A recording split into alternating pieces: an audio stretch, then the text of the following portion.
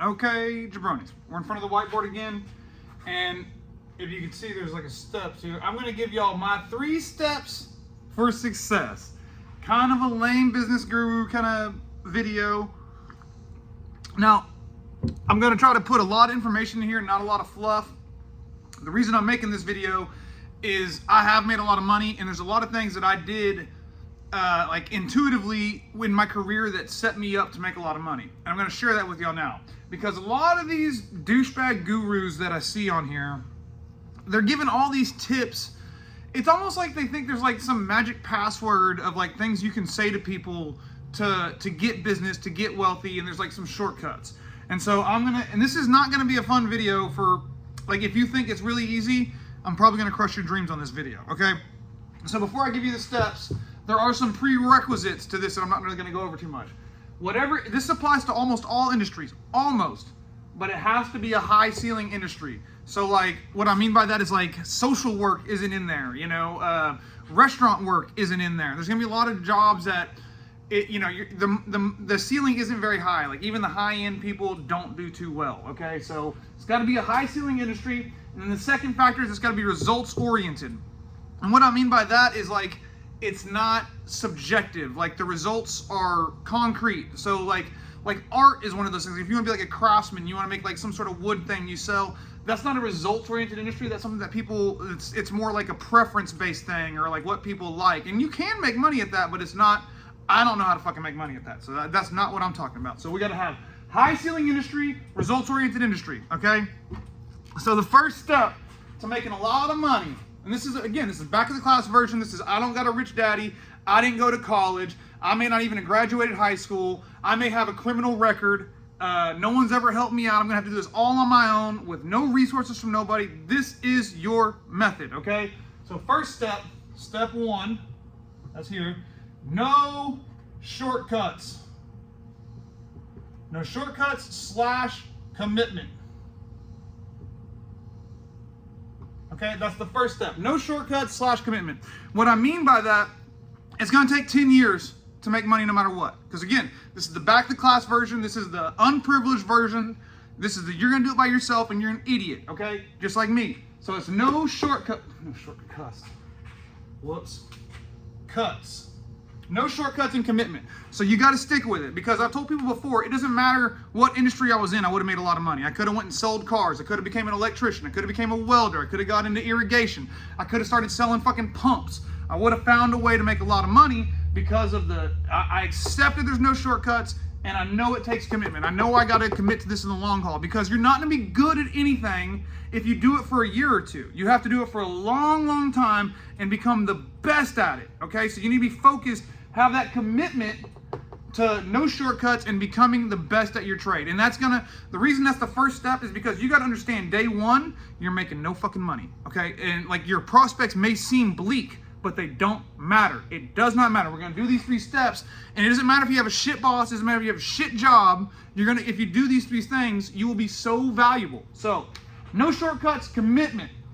Second step, integrity / reputation. Whoops. Okay? And I don't know if y'all can read that. Probably not. I can barely read it. But integrity and reputation, that's the second step. So always remember that, like, the way you do some things is the way you do all things, right?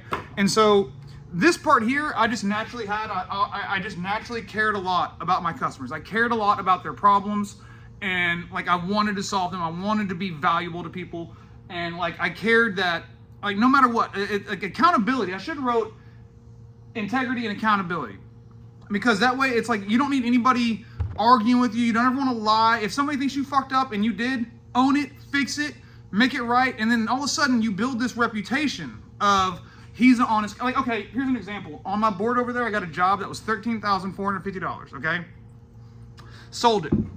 I got my material quote, and we wound up being able to do something a little bit different on this job. And my total cost on that job was going to be like $3,200. Okay, and I sold it for $13,450 or something like that. And I called the lady who like the customer of mine is this woman, and I was like, hey, that job we're doing off John Carpenter, I think I can take about $1,500, $2,000 off that, because like, you know, the material's a lot less than I thought, and it, like with us like changing the scope a little bit, I'm gonna be able to save you money. I didn't have to do that, but because I did that, that shows her that, hey, this guy's not gonna, he's, even when there's nothing forcing me to do that, no one asked me to do that, no one was mad about the price, I felt like it was fair to say, hey, we're gonna do business for a long time. Let me let you know, let me show you that like you can count on me, you can trust me, even if no one's there looking, I'm gonna do the right thing. And that builds that reputation of integrity that creates, like, you can't get rid of me once I'm your plumber, because you know you're not gonna be able to get somebody to come out and tell you the truth like I will. You know that the guy that comes out isn't gonna, no matter what, stand behind his work. And so if you do that, that makes you invaluable to your customers, okay? And then here is the last step. This is very important. Value, okay? So value is not tricking somebody into paying $800 for you to fucking work on their fucking angle stop, and then you sending them all types of fucking emails and all types of cheesy marketing bullshit. That's not value.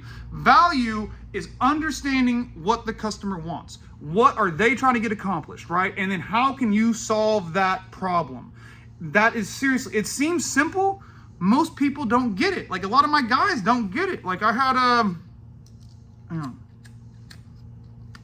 just as an example, and I'll try to explain this to one of my guys. He was at a clinic in Fort Worth, and they have to temper their water. Their water for like their eye wash stations has to be between 70 and 80 degrees for them to be in compliance with their state regulatory bullshit, right? And the incoming water from the city was 89 degrees. So I can't temper the hot water. I can't temper water to below, 80 degrees if my source water is 89. Well, there's not much we can do about that, right? There's not. I went ahead and contacted the city, said, like, is there something going on? What can we do? I got a guy out there. But the plumber I had out there, Randall, I'll sell him out. He was just like, yeah, this lady's tripping. There ain't nothing we can do about it. And it's like, I get it. But it matters to her. She called us to solve this problem. We don't need to come out here and tell her what she needs to care about, what she needs to think is significant. We're here to solve the problem. And so I pestered the fucking city and pestered the city. I kept her updated. I tagged her in every email. I did everything I could to try to solve this problem. And I charged her for this too. Like, this wasn't free, you know what I mean? And I did all that work. And this lady, even though we couldn't solve that problem, she told me, she was like, oh my God, I haven't been able to find a plumber that like actually cares about our problems, is trying to solve it. She was like, just seeing how involved you were in this and that it mattered to you so much is like just great to us. Can you look at this other clinic for me? And she gave me some other work out of that. And that was part of the process. She's one of the practice managers who runs like 50 clinics or like 20 clinics out of like the 120 I'm now taking care of, who was a big part in me getting all this service work for all these clinics, because I was trying to provide value. Okay? So none of this is gonna happen fast. None of it. Like, guys, I was 23 years old whenever I decided I was gonna quit trying to be a rock star. I was gonna quit like fucking around and commit to plumbing. I was 23 years old. And I talked to my wife. I was with her at that point already. And I told her, I was like, look, babe, I'm smart. I work hard. And like, I'm willing to grind this out. And I think that's going to set me above everybody else in this industry, because I'm a little bit sharper and I'm my work ethic is second to none. So like, no one's going to outwork me. And I told her like that night, I was like, what I'm going to do is I'm going to start working again. I'm going to do 4 years with this small company. Then I'm gonna go do a couple years in residential, like commission-based shit to get a lot of money. And then I'm gonna go do 4 years in like industrial commercial shit to like really get well-rounded. After about 10 years, I'm gonna go start my own company. That's exactly what I did. And it worked out exactly like I planned it to work out. And so because I never took shortcuts and I was committed to the job and I didn't just fucking quit, and I realized it was a long game. I realized that like, I'm not gonna be here in 2 years. I'm not gonna be here in 3 years. I knew from day one, it was 10 years minimum before I got to where I am now, and it took longer than that. And I'm smart as fuck, you know what I mean? So like, it's not a quick thing. The integrity and reputation, the way you do some things is the way you do all things, okay? So whenever I started the company up, these came into play because all of those customers that I got now, guys, I take care of huge swaths of downtown Dallas, very large airline facilities, medical facilities, hospitals, big time shit, like municipal work. I'm doing a bunch of work for, I'm not gonna say the cities because I don't want to tie them to me because I cuss and smoke and shit, but like big time shit. And all that came because these people that I did work for, they knew my integrity. They knew my reputation from before I started. And they knew that the way you do some things is the way you do all things. They knew I wasn't getting the profit off these jobs, right? I was working for another man. And I wasn't getting the profit. I was just getting my paycheck. But if they called me at 2 a.m., it mattered. I was gonna get out there before I even made arrangements for getting paid and shit. I was like, nope, I'm coming. I'm your guy. And so because of that, once I started my company, they knew what they were gonna get. They're like, it's probably gonna be better because you're the one actually getting the money now. And so that paid off. 3, value is why I'm truly, truly fucking rich now, okay? Because everything started off well. Everything started off well when I started the company, and I had some business because of these fucking 2 steps and the things I did in my career beforehand. But once I really got going and started to get crews, I had to figure out how to, because no one can do what I can do, right? And like, if you own a company or you're trying to start a company, the guys you hire aren't going to be as good as you. They're just not. Or else they would own the company, they'd be hiring you, right? So your guys aren't going to be as good as you. So in order to get that value still to the customer, you have to have systems. You have to think, how can I get a guy that can't do what I can do, doesn't have the experience and the knowledge that I have, but can still give the same quality of service to my customers? And so like, you're constantly thinking about value, constantly thinking, would you want to pay this much money for the service you're providing? You know, I did that little video the other day about like this flat rate pricing versus my pricing, and I talked about the little 6-gallon water heater. Like, we're providing massive value to that customer. We're still doing good, and we're providing massive value, so they're happy, I'm happy, everybody's happy. And that's really the secret. So this is a long video. I hope there's a lot of information in here for you. I really can promise you though, if you, high ceiling job, high ceiling industry, results oriented industry, not subjective, commit to it, understand there's no shortcuts, it's gonna take 10 years or better.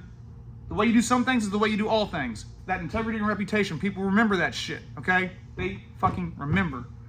Add value every time, or else these 2 don't matter, because you can do all this shit, but if it's not worth it to the customer, it don't matter how good you are at this other stuff. You know what I mean? These 2 things kind of help protect you, you know, as far as giving you the benefit of the doubt. But if you're never providing value, they're never going to call you back. So 12 minutes, kind of long. Bye.